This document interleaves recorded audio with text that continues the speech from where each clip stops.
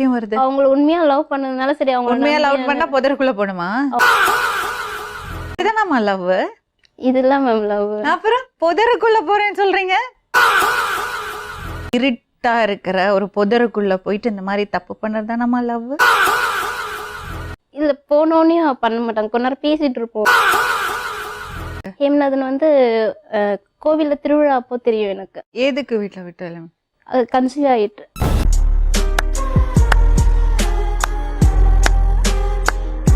ரெண்டு பேரும் வெளியெல்லாம் போயிருக்கோம். நிறைய பீச்சுக்கு, பெசன்ட் நகர் பீச்சுக்கு போயிருக்கோம். அப்புறம் மகாபலிபுரம் போயிருக்கோம். பிள்ளைய ரொம்ப அற்புதமா வளர்த்திருக்கம்மா. திருவிழால பாத்துட்டு அப்ப எப்படி அதுக்குள்ள எப்படி இவ்வளவு க்ளோஸ் ஆனீங்க?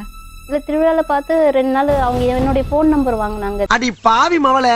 போன் நம்பர் கேட்டோடனே நான் என்னோட போன் நம்பர் கொடுத்தேன். அவங்க உங்களுக்கு பிடிச்சிருந்தது அதனால தான் கொடுத்தீங்க. ஆமா. இருக்கட்டும் பொம்பளை தானே, சபலம் இருக்கத்தானே செய்யும். பெசன்ட் நகர்ல போய் உட்காந்து பேசுவோம். ஒரு 1/2 hour பேசுவோம். அப்புறம் 9 மணிக்கு வீட்டுக்கு கிளம்பி வந்துடும். அதே மாதிரி டெய்லி வருவாங்க. பொம்பளை சோக்கு கேக்குதாடா, பொம்பளை சோக்கு. சரி சொல்லிட்டு நாங்கள் பேசிட்டு இருந்தோம். சமைச்செல்லாம் சாப்பிட்டோம் அங்கேயே. அப்புறம் அவங்க ஒரு ரூம்ல அவங்க பெட்ரூம் கூப்பிட்டு போனாங்க. தென்னையில கிடந்தவனுக்கு திடுக்குன்னு வந்துச்சான் கல்யாணங்கிற மாதிரி. இப்படி ஒரு வாய்ப்பா?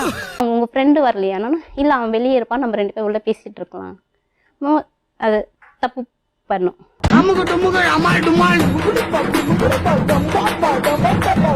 அப்போ நான் கேட்டதுக்கு எதுவுமே இல்லை, பரவாயில்ல, நான் தானே உன்னை மேரேஜ் பண்ணிக்க போறேன், அதனால வந்து ப்ராப்ளம் இல்லை சொல்லிட்டு கூட்டிட்டு வந்துட்டாங்க. ஒரு இளைஞன் ஒரு இளைஞி கையை பிடிச்சி இழுக்கத்தான் செய்வான். இதெல்லாம் கண்டுக்கிறப்படாது. ஏன்னா இது வாலிப வயசு. அதுக்கப்புறமேட்டு அப்படியே விட்டுட்டோம். அப்புறம் பேசிட்டே இருக்கும்போது அப்புறம் கன்சீவ் ஆகிட்டேன்.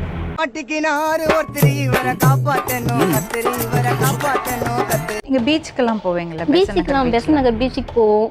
அங்கேயும் சில டைம் அதுமே பண்ணியிருக்கான். அவ்வளவு வெறி மாப்பிளைக்கு எல்லாம் உங்களுக்காக. ஓப்பன் பிளேஸ்ல மீனாட்சி அம்மன் கோவிலுக்கு பேக் சைடு ஒரு இடம் ஒன்று இருக்கு. சோறுதான் திங்கிறியா இல்ல பியல் திங்கிற பேப்புண்டமாவனே. கொஞ்சம் செடியெல்லாம் இருக்கும் அந்த இடத்துல. அங்க வந்து பப்ளிக் யாரும் அவ்வளோ இருக்க மாட்டாங்க. அந்த இடத்துல எல்லாம் போய் பேசியிருக்கேன். பகலையா? இல்ல நைட் டைம்ல. நைட் டைம்ல எப்படி ஒரு பையனோட தனியா அந்த பக்கம் போறீங்க? ஆபீஸ் முடிச்சு எப்பவுமே பெசன்ட் நகர் போவோம் இல்லையா? எப்படி இப்படி தைரியம் வருது? அவங்கள உண்மையா லவ் பண்ணதுனால சரி அவங்க உண்மையா லவ் பண்ணா புதருக்குள்ள போணுமா?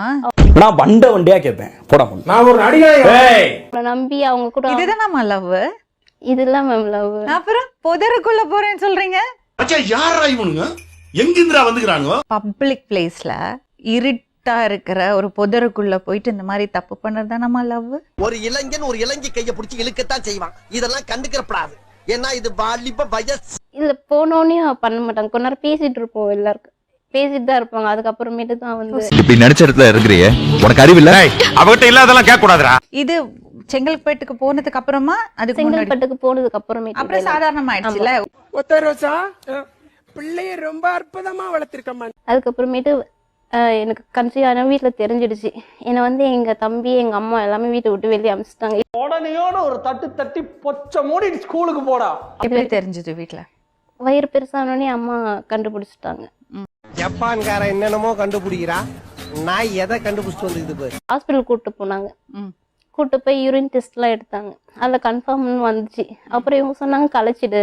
மனசார சொல்றேன்டா, சத்தியமா நீ எல்லாம் உருப்பட மாட்ட, உருப்படவே மாட்ட.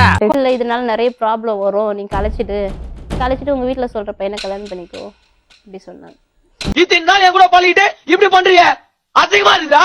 2 மாசம் அப்புறம் கான்டாக்ட் பண்ணு. அவங்க கூட பேசும்போது சொன்னாங்க, நான் பொண்ணு பாக்குறேன், அம்மா பொண்ணை பாக்குற, கல்யாணம் பண்ணிக்கிறேன், உன்னை நான் வச்சுக்கிறேன். எதுக்கு பொண்டாட்டி என்ன சுத்தி வப்பாட்டி எக்கச்சக்கமாகி போச்சு கணக்கு. லவ் பண்ணி அவளை செங்கல்பேட்டுக்கு கூட்டிட்டு போனீங்க, ஃப்ரெண்டு வீட்டுக்கு. அங்க வந்து உடல் உறவு வச்சிருந்தீங்க. என்னப்பா செய்யறது, விதி விளையாடுச்சுப்பா. நாயே, நீ விளையாண்டு போட்டு விதி மேலேண்டா பழி போடுற, உன்னை அப்படியே குத்துறா. ஏங்க நீங்க இந்த மாதிரி முறை வரீங்க, இதெல்லாம் தப்புங்க.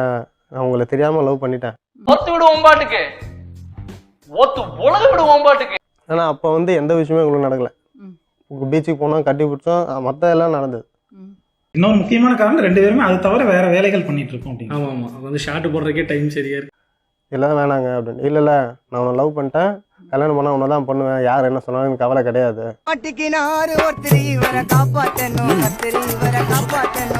நாளைக்கு அந்த 300-400 ஃபோன், அது ஃபோன் எடுத்து நான் நிறைய டைம் வேலை செய்யும்போது வேலையும் எனக்கு ஓடாது. கரண்ட்ல 2 கையை வச்சுக்கிறேன் நான். ஆரம்பத்திலே உனக்கு அறிவு இருந்திருக்கணும். இப்ப வருத்தப்பட்டு என்ன பிரயோஜனம்? வேலை செஞ்சுட்டு இருக்கேன் ஆனால் அது கேட்காது, தப்பாக பேசுவோம். இந்த மாதிரி அவங்க கூட இருக்கிறியா, இதனால தான் என்ன வாழ சொல்றியா? ஆஹா, இவன் சும்மா இருந்தாலும் சண்டாளத்திற்கு இவன் நாலா பக்கம் சுத்தி சுத்தி வர்றான். அவள் வாயில சொன்னது. கல்யாணம் பண்ணிக்கலனாலும் பரவாயில்ல, எங்க கூட உடல் உறவு வச்சுக்கோ சொன்னாலா? இருக்கட்டும் இருக்கட்டும், பொம்பளை தானே, சபலம் இருக்கத்தானே செய்யும். அது எப்படி சொல்றதுன்னா, வாயில பேசணும், பக்கத்தில் உட்காந்துச்சுன்னா காது கிட்ட வந்து ஐ வாண்ட் யூ மாதிரி பேசிட்டே இருக்கும். தென்னையில கிடந்தவனுக்கு திடுக்குன்னு வந்துச்சான் கல்யாணங்கிற மாதிரி. இப்படி ஒரு வாய்ப்பா? எங்க இந்த மாதிரி எல்லாம் பண்ணுவீங்க? எங்க போவீங்க? இல்லை பெசனை ஒருத்தன் வேற எங்கேயும் போகணும். பொம்பளை சோக்கு கேக்குதாடா, பொம்பளை சோக்கு. யாருமே இல்லையே. அதுக்கப்புறம் சொல்லிட்டு அவங்க இது தப்பு அங்கே தான் நடந்தது ஃபர்ஸ்ட். அவங்க தான் உங்களை கட்டாயப்படுத்தினாங்க. கட்டாயப்படுத்தினா எப்படி சொல்றது? மற்றவங்க கூட வேணா போவேன், என் கூட வரமாட்டேன். பிள்ளைய ரொம்ப அற்புதமா வளர்த்திருக்கம்மா. இப்படியே சொல்லி சரி உனக்கு இதுதானே, அது சொல்றது வச்சு நான் புரிஞ்சு இதுதானே சொல்லிட்டு அப்பா நீங்க நடந்தது. என்னப்பா செய்யறது, விதி விளையாடிச்சுப்பா. நாய நீ விளையாண்டு போட்டு விதி மேலேண்டா பழி போடுற, உன்னை அப்படியே குத்துறா. ஹாய் ஃப்ரெண்ட்ஸ், இது உங்கள் SMT 360. நம்ம சேனலோட நோக்கம் மக்களை சிரிக்க வைக்கிறது மட்டுமே. நம்ம வீடியோஸ் பிடிச்சிருந்தா லைக் பண்ணுங்கள், கமெண்ட் பண்ணுங்கள், ஷேர் பண்ணுங்கள். மறக்காமல் நம்ம சேனலை சப்ஸ்கிரைப் பண்ணுங்கள்.